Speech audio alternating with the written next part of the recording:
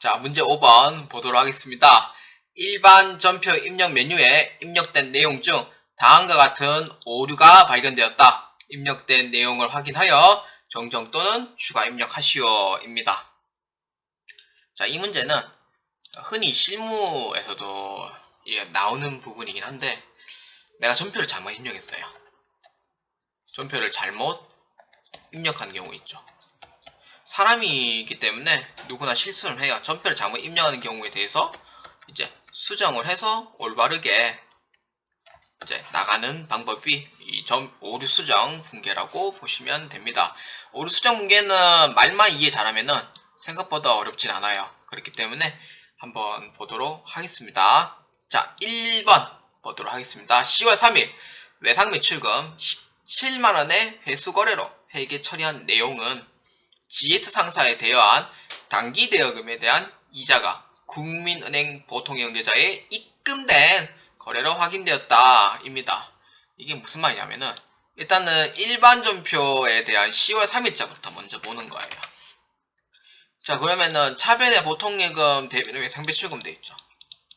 근데 이 문제가 어디까지 해당하냐면은 회수거래로 처리한 내용은 여기까지가 이 10월 3일에 대한 이제 수정 전에 대한 붕괴예요. 그럼 후에 대한 붕괴는 GS 상사에 대여한 단기 대여금에 대한 이자가 보통예금으로 입금됐다는 거예요. 그럼 이건 뭐예요? 회수거래가 아닌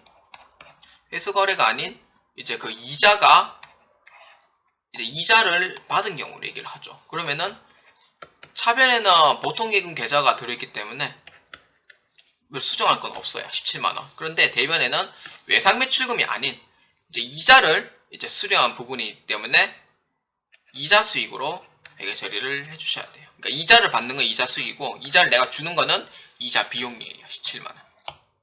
그래서 어떻게 하냐 라고 보시면은 이제 대변에 외상매출금 되어 있는 거를 이제 이자로 변경해 줘야 돼요. 이자 수익.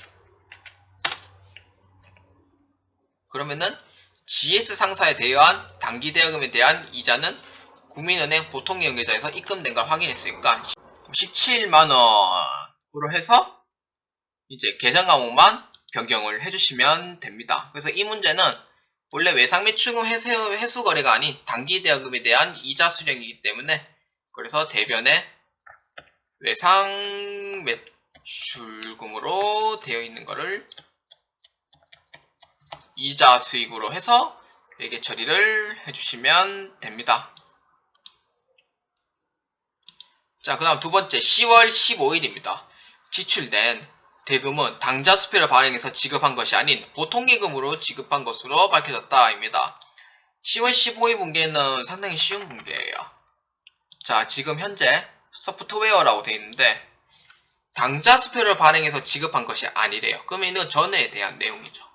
아니라 그 다음에 보통예금으로 지급한 것이다. 그 후에 대한 문제죠. 그래서 당좌예금을 뭘로? 보통예금으로 변경해주면 됩니다. 보통예금.